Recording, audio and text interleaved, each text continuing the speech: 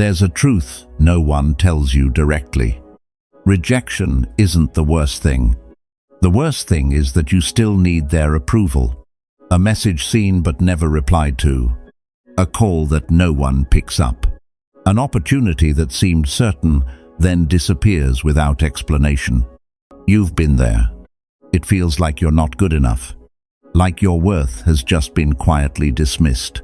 And then you start doing what most people do. You overthink. You wonder where you went wrong. You want to explain. To fix things. To be accepted again. But this is where everything starts to go in the wrong direction. The more you try to pull back what has already left, the more you lose yourself. In Stoic philosophy, there's a very different perspective, one that makes you stop. Not every rejection is a loss. Often, it's a form of release. The people who don't choose you, the opportunities that close on you, the no you didn't want to hear, they're not there to diminish you. They're there to filter you, to see whether you're strong enough to stand alone, clear-minded enough not to chase validation, and most importantly, capable of turning disadvantage into advantage. Marcus Aurelius once wrote, "The obstacle on the path becomes the path." But most people misunderstand this. They think obstacles are something to avoid, not something to use. This video won't teach you how to feel better. It will change the way you see rejection. You'll stop treating it as an ending and start seeing it as a beginning. Not through empty motivation, but through 13 practical principles. Direct, cold, but effective. You'll learn how to not react emotionally, not beg for attention, not let your worth be defined by others. And more importantly, you'll learn how to turn your silence into strength. Because in a world where everyone is trying to be noticed, the one who doesn't need attention is the hardest to replace. If you've ever been rejected, ignored, or felt undervalued, this isn't a video to help you get over it. This is a video to help you use it. Starting now, rejection is not just a moment, it's a test. Not a test of how capable you are, but of how you respond when you're ignored. 1. Ignore them too.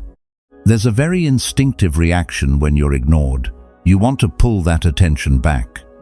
You check your phone more than usual, reread old messages, draft a better reply, then delete it. You tell yourself, maybe I just need to say it the right way. But the uncomfortable truth is, the more you try to be seen, the more you become easy to overlook. Not because you lack value, but because you're lowering your own value. Ignoring here isn't about playing games. It's not who texts first loses. It's a conscious decision to take your attention back to where it belongs. Yourself. When someone doesn't respond, you have two choices. One is to keep pushing your energy toward them. The other is to pull it back and invest it in what is actually moving toward you. Most people choose the first, and they get stuck. A very real story. A freelance designer sent a proposal to a fairly big brand. They showed strong interest, messaged back and forth, asked for details. Then suddenly silence. 3 days, then a week. They started to worry, wanted to follow up, to gently remind. But this time, they chose differently. They didn't send anything else, didn't check if the message was seen. They opened their laptop and started a personal project. No deadline, no one asked for it. Just something they genuinely wanted to do well. They posted it to their portfolio, shared it lightly on social media. 2 weeks later, another client reached out. Not because they went looking, but because they were seen doing real work. And that brand? A month later, they came back, apologized for the delay, asked if they were still available. But by then, everything had changed. They no longer needed them. That's the eureka moment. Not when they come back, but when you realize your life didn't pause just because someone else stopped responding. You don't need to freeze everything just to wait for a reply. When you ignore the right way, you don't lose opportunities. You create space for better ones. And, more importantly, you keep your position. Your attention is an asset. Don't invest it where there's no return. Because here's the paradox. When you stop trying to be noticed, you become more noticeable. 2. Don't react emotionally. Emotions always come first, fast, real. But decisions shouldn't move at the same speed. When you're rejected, your body reacts before your mind catches up. Your heart races. Your thoughts start interpreting. Something must be wrong with me. I wasn't good enough. And immediately, you want to do something.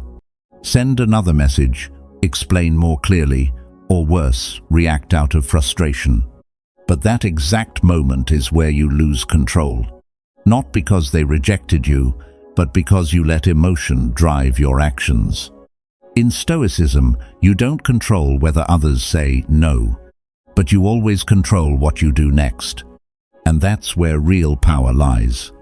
A very practical example. Someone interviews for a job they really want. The interview goes well, at least they think so. 2 days later, they receive a rejection email. Their first instinct? Write a long email, explain why they're a great fit, argue the company didn't evaluate enough. They were about to hit send. But then they paused. Not because they had nothing to say, but because they realized that email wouldn't make them better. It would only release emotion. So they didn't send it. Instead, they closed the laptop, went to work out, let their mind settle. The next day, they read the rejection email again. This time, without overwhelming emotion, they saw areas they could improve. And they started working on them. Quietly, no reaction, just adjustment. That's the difference. Not everyone controls outcomes, but everyone can control their response. And your response determines your next direction. A simple question you can use immediately. Is this actually hurting me or just hitting my ego? If you're honest, most of the time you'll see it's not real harm. You just don't like the feeling of rejection. And those are two very different things. When you realize that, you create space. Space between emotion and action. And in that space, you gain the ability to choose a better response. You can't stop emotions from appearing, but you can always choose not to act on them. Because in the end, it's not rejection that weakens you. It's how you respond to it. 3. Remove them from your mind. Some people have left your life, but never left your thoughts. You no longer talk to them, but you still talk to them in your head every day. You imagine conversations that never happened. Replay what you should have said. You loop the moment of rejection like a film with no pause button. And you think that's memory. But it's not. It's attachment. You're not holding on to them, you're holding on to the feeling tied to them. Letting go isn't about forgetting instantly. No one can do that. Letting go is about stopping the feeding. Stop giving those thoughts more time. Stop letting them occupy space in your mind. You can't stop a thought from appearing, but you can choose not to sit with it for too long. Look at rejection in a simpler way. It's like a road sign. Not, you're wrong. Not, you're not good enough. Just, not this way. And when you see a sign like that, you don't stand there arguing with it. You don't try to prove it wrong. You change direction. A small story. Someone just ended a relationship.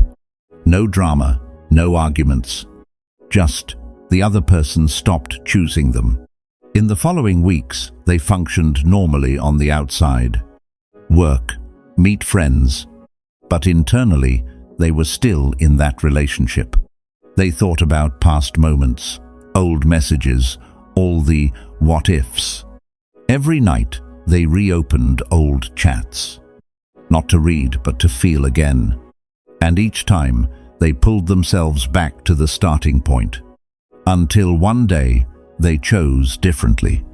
Not by erasing memories, but by removing the habits that fed those memories. They stopped reopening messages, stopped checking social media, stopped retelling the old story in their head. At first, it was hard, like losing something familiar, but after a few weeks, their mind became quieter. Not because the other person came back, but because they had truly left. That's the eureka moment. Not when you forget someone, but when you no longer need to think about them. When you stop placing attention on the past, you start seeing the present clearly. You begin to notice new opportunities, new directions, and more importantly, you start seeing yourself again. Where you place your attention is where your life grows. If you keep placing it on someone who has left, your life stays there. But when you take it back, everything starts to move. 4. Demonstrate your value. Not through words, but through results. After being rejected, you always stand at a crossroads. One path is to explain that you're a good fit, that they misunderstood, that you should have been chosen. The other path is quieter. You don't say anything more, you don't argue. You go back and start building, not to prove anything to them, but to upgrade yourself. This path is slower. It doesn't give you that immediate sense of validation, but it lasts. Because when results appear, they don't need explanations. A very real example: a content creator applied to a media company and got rejected. The reason was short, not distinctive enough. First instinct? To ask again, to find out what was missing, to send more writing, to prove themselves. But they paused. Not because they agreed, but because they understood more words wouldn't change anything right now. So, they chose differently. They started writing every day, not for that company, for themselves. They opened their own channel, shared their perspective, stories, observations. At first, no one read. 10 views, 20 views, no feedback. But they kept writing. After 3 months, posts started getting shared. After 6 months, people began reaching out to collaborate. Not the old company, but a different one. A better fit, better pay. And most importantly, they didn't ask, "Are you good enough?" They asked, "When can you start?" That's the eureka moment. Not when you're recognized, but when you no longer need that recognition. You don't need to go back to the place that rejected you to prove them wrong. You just need to move far enough that it no longer matters. That's real power. Use the energy from rejection, but don't use it to react. Use it to build. A skill, a system, a version of yourself you can stand behind. You don't need to post it immediately. You don't need to tell anyone. Just do it long enough. Because results have a strange trait. They don't speak much, but when they show up, everyone understands. You don't need to convince the world of your value. You just need to become someone whose value cannot be ignored. And when you reach that point, the question is no longer, "How do I get them to choose me?" It becomes, "Where do I choose to go?" 5. Cut off contact. There's a very thin line between patience and self-harm. If you don't draw that line, others will cross it. Not because they're bad, but because you allow it. Cutting off contact isn't revenge. It's not about making them notice your absence. It's a clear decision. You stop allowing a loop to continue. You no longer text just to check in. You don't check when they were last online. You don't scroll their profile just to take a look. You close that door. Not because you hate them, but because you respect yourself. This silence isn't weak. It requires discipline. Because there will be moments you want to go back. A moment of loneliness. A quiet evening. You'll think, it's just one message. But that one message pulls you back to the same place. Every time you return, you teach them something, that you're always there, whether they choose you or not. And when you teach that long enough, they start believing it's true. A very real story. Someone worked with a partner. At first, things went well. Then, gradually, the partner started replying slower, delaying work, being unclear in communication. This person felt uncomfortable but kept going, still texted first, still tried to maintain the relationship, out of fear of losing the opportunity. Until one day, a deadline was completely missed.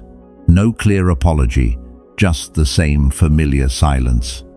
This time, they chose differently. No argument, no long explanation.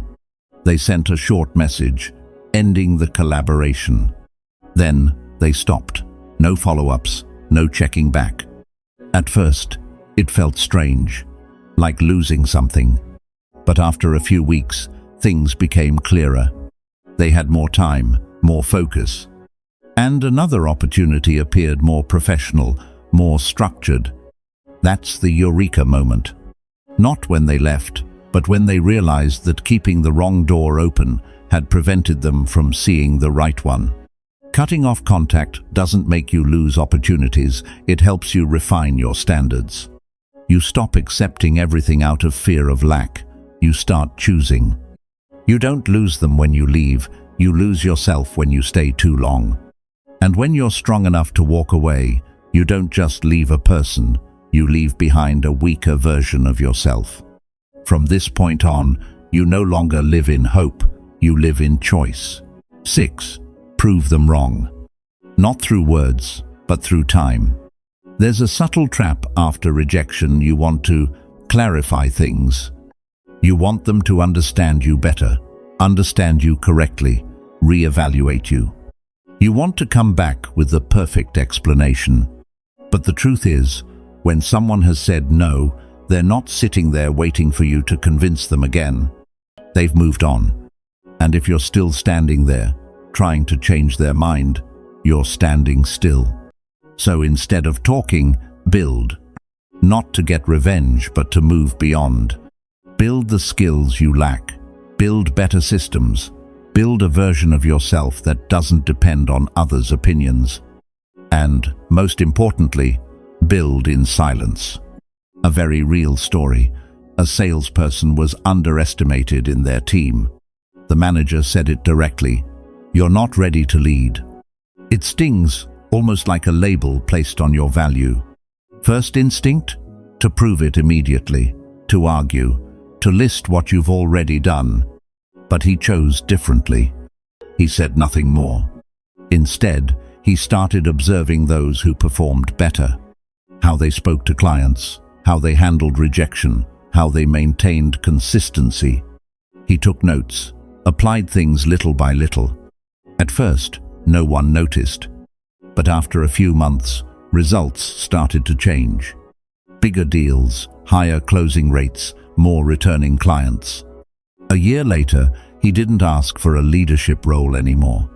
He received an offer from another company, higher position, better income. No argument needed, no need to go back and set the record straight. That's the eureka moment. Not when you prove them wrong, but when you realize their opinion no longer limits you. You don't need them to acknowledge it. Reality speaks for you. Many people get stuck here. They want to win an argument, but forget the real game is their life. Winning isn't about who's right or wrong. It's about who you become after all of this. The strongest way to prove someone wrong is to live a life where their judgment no longer matters. And when you reach that point, you don't even want to go back. Not because you're above them, but because you've gone further. 7. Go out and have fun. After being rejected, many people unconsciously do the same thing. They withdraw. Go out less. Meet fewer people. Show up less. As if life has suddenly shrunk just because one person didn't choose them. You start slowing down not because you want to rest, but because you've lost motivation. Everything feels like it no longer matters the same way. But that's a very subtle mistake. You're letting one event define your entire experience of life. The truth is, you don't need a yes from anyone to keep living your life. You don't need to be chosen to feel valuable. So, instead of withdrawing, do the opposite. Go out. No big reason needed, just step out of your usual space.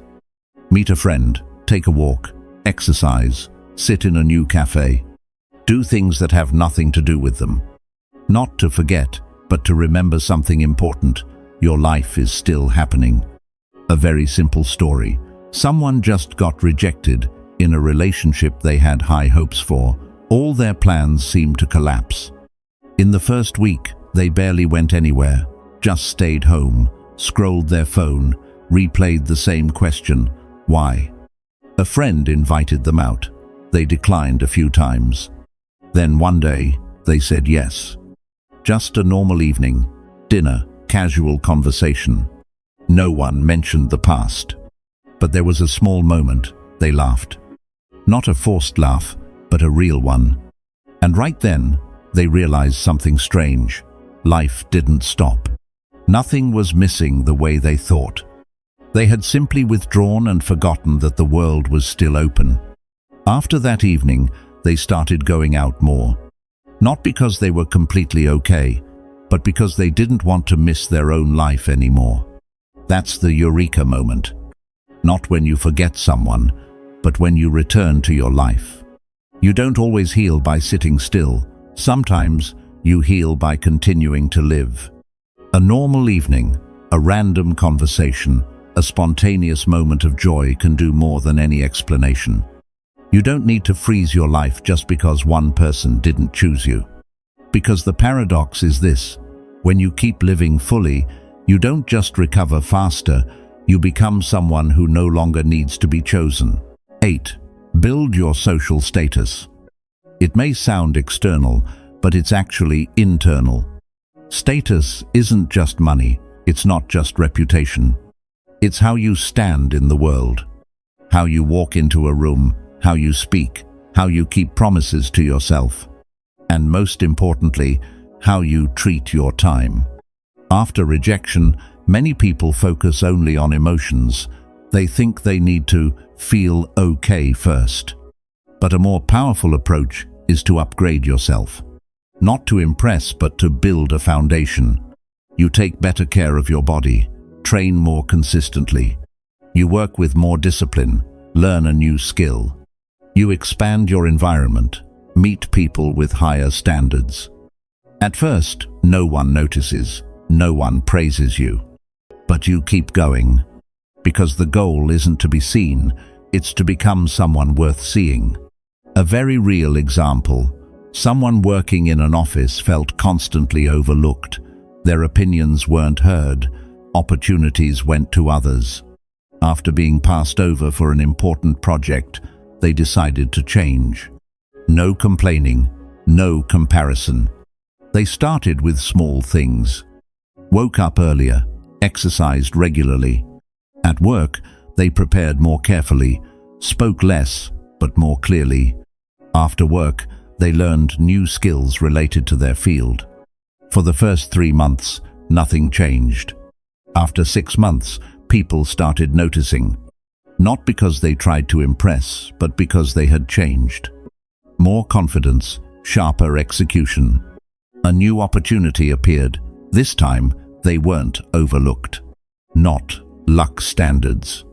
That's the eureka moment. Not when others start seeing you differently, but when you realize you no longer see yourself the same way. And when your self-perception changes, the world follows. There's a truth most people don't realize. When you become better, you stop being attracted to what once rejected you. Not out of revenge, but because you've outgrown it. What once required you to prove yourself no longer meets your standards. You don't rise to be above them, you rise so you're no longer on the same level. And once you step higher, you don't need to look back down. 9. Act as if they don't exist. Not because they have no value, but because they're no longer at the center. There's a big difference between ignoring and being free. Ignoring means you try to act like you don't care, but inside, there's still a lot of emotion. Freedom means you're no longer pulled by them at all. You may still encounter them at work, in unavoidable situations, but there's no underlying tension, no thoughts of, what do they think of me? No need to prove you're okay or better. You're simply neutral. You speak when necessary, brief, clear, no extra emotion, no dragging things out.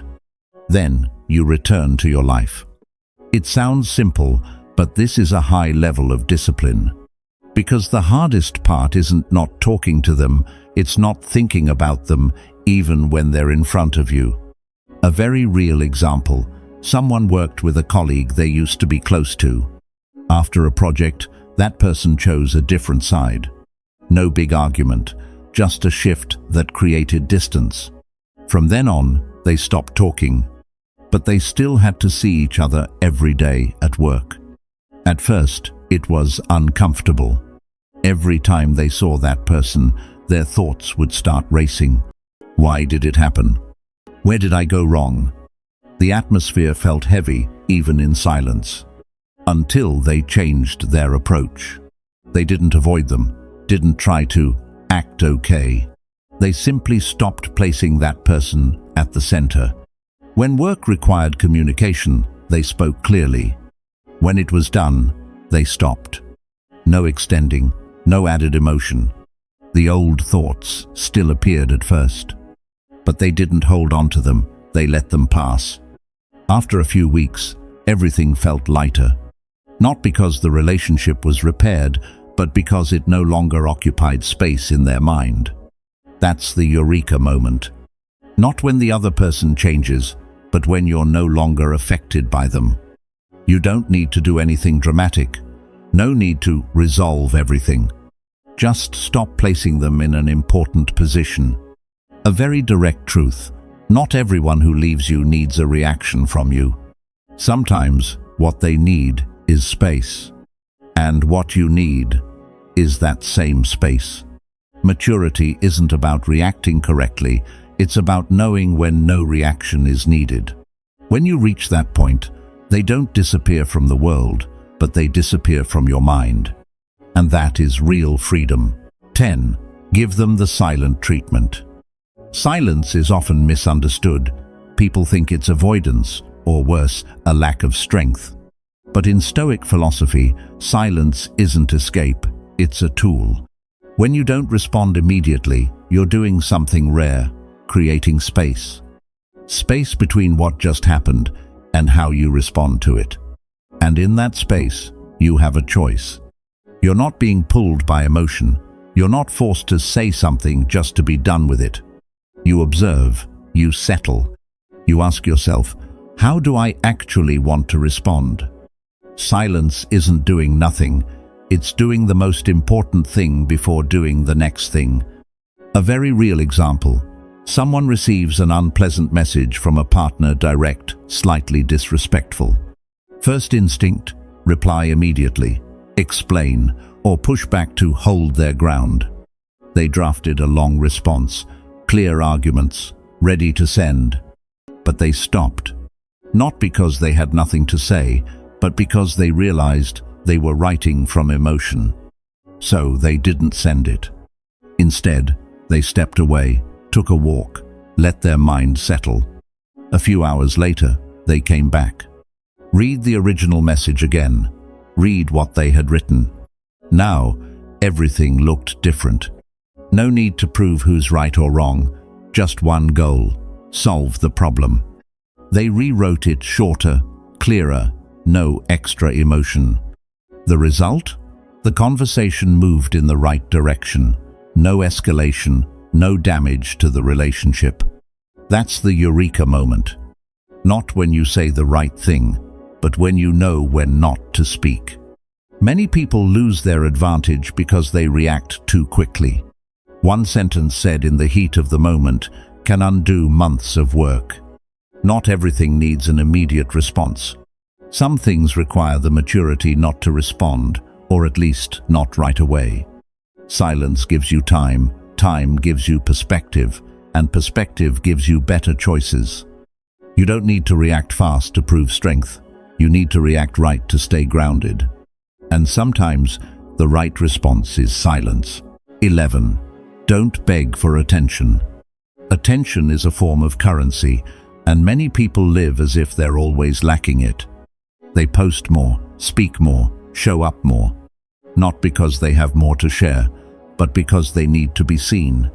They need a like, a response, a signal that says, "I still matter." It may seem harmless, but it's a trap. When you need attention, you give others the power to define your value. Today they respond, you feel fine. Tomorrow they're silent, you start to doubt. You rise and fall based on how others see you. That's not freedom. A grounded person doesn't need constant visibility. They don't try to hold the spotlight. They focus on something else, becoming valuable. Not a value to show off, but real value. Skills, thinking, the way they work. Things that don't need to be posted daily, but are obvious when it matters. A very real example. A content creator was once obsessed with posting constantly, 1 post a day, sometimes 2. But most of it was just to keep engagement. They checked metrics all the time, views, likes. A low engagement day felt like a bad day, until they burned out. Not from doing too much, but from chasing reactions. Then they stopped. They didn't post for a while. Instead, they focused on learning, writing less, but deeper. No longer posting to be seen, but posting when there was something worth saying. At first, things slowed down, less engagement. But a few months later, one of their posts spread widely. Not because they posted more, but because the content had real value. From there, opportunities started appearing. No begging, no chasing. That's the eureka moment. Not when you get attention, but when you no longer need it to feel enough. At that point, attention is no longer something you pursue, it becomes a byproduct. Many people do it the other way around. They chase attention and hope it will bring value. But the right way is, build value first, then let attention find you. When you need attention, you become replaceable. When you have value, you become hard to ignore. And here's the paradox. When you stop begging for attention, you start becoming someone worth noticing. 12. Be kind, but emotionally distant. After rejection, many people swing to extremes. They either shut down completely, become cold, stop trusting, or they stay just as open, but become more easily hurt. Neither is sustainable. A more mature approach lies in the middle. You remain kind, you greet people, you work professionally, but you don't give away your deepest layer so easily. You don't share your whole story with someone you just met. You don't set expectations too early. You don't attach emotion to things that aren't clear. This isn't defense, it's boundaries. You don't close your heart. You simply choose who gets to enter. A very real example. Someone was once disappointed in a work relationship. They trusted too quickly, shared too much, expected too much. When things didn't go as hoped, they felt betrayed. After that, they changed. Not by becoming cold, but by becoming clearer. With new people, they stayed friendly, still cooperative.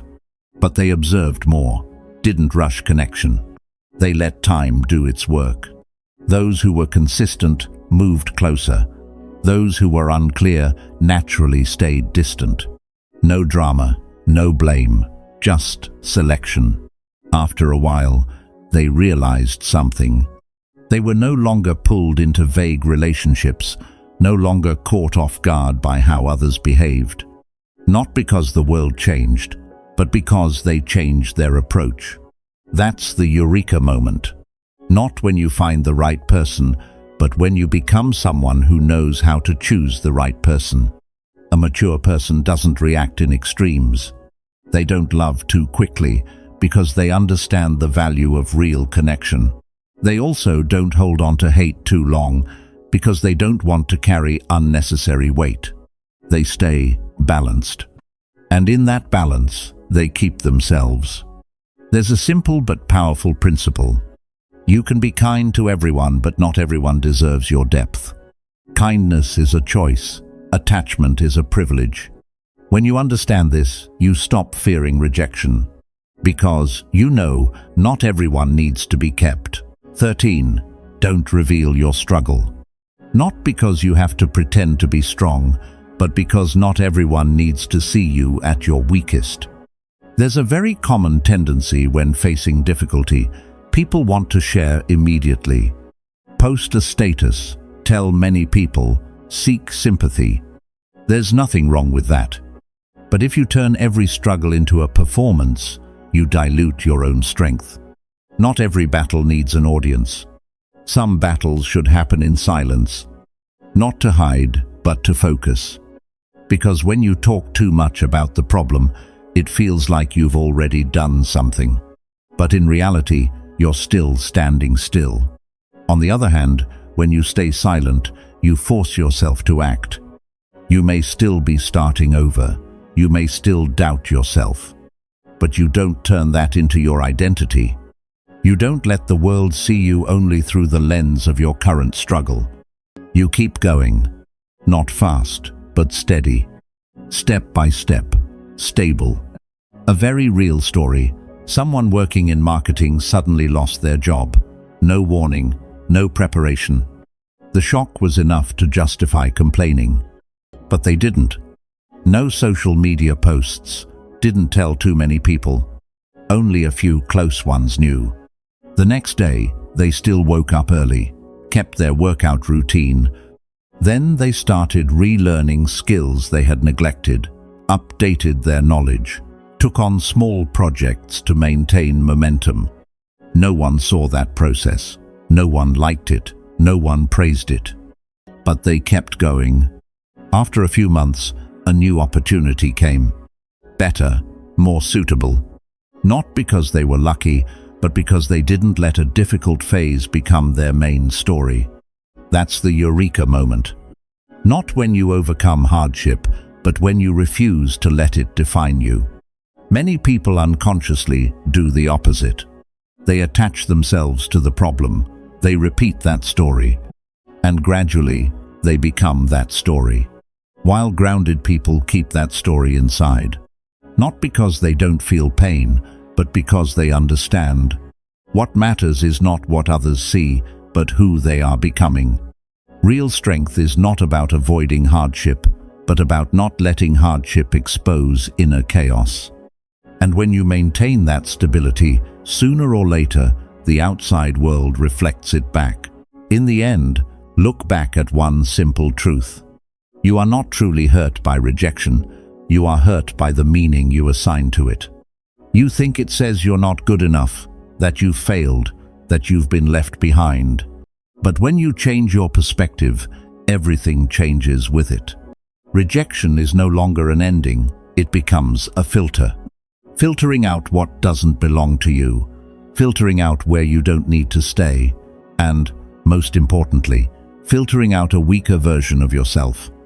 The 13 lessons you've just gone through are not meant to help you avoid rejection. That's impossible. They help you stay grounded when it happens. And when you stay grounded long enough, you'll realize something. You're no longer afraid of it. A very ordinary story. Someone applied to 5 companies and got rejected by all 5. The first time, he felt disappointed. The second time, he started doubting himself. By the 5th, he almost wanted to quit. But instead of giving up, he did something else. He sat down not to complain, but to reflect. He refined his resume, learned a small skill he had been putting off, practiced interviews with friends. No big moves, just small things, done seriously. A month later, he received a yes. Not because the world suddenly became fairer, but because he had become sharper. That's what many people miss. They think success comes from being chosen, But in reality, it comes from how you change after not being chosen. Rejection doesn't push you backward, it shows you where you stand. And if you're honest enough to look at it, you'll know where to go next. Maybe you won't return to the old place. Maybe you won't need the people who once rejected you. Because when you've grown far enough, you stop trying to be accepted. You choose what's worthy. You don't need every door to open, you just need to walk through the right one. And sometimes, the doors that close are the ones that lead you there. If you've made it this far, remember one thing. Don't just understand these ideas, live them. The next time you're rejected, don't ask, "Why me?" Ask, "How will I use this?" If you stay on this path long enough, you won't just become stronger, you'll become different. And that's what truly matters. If this resonates with you, comment, "Strength in adversity." To remind yourself that strength doesn't come from things being easy, it comes from how you stand firm when they're not.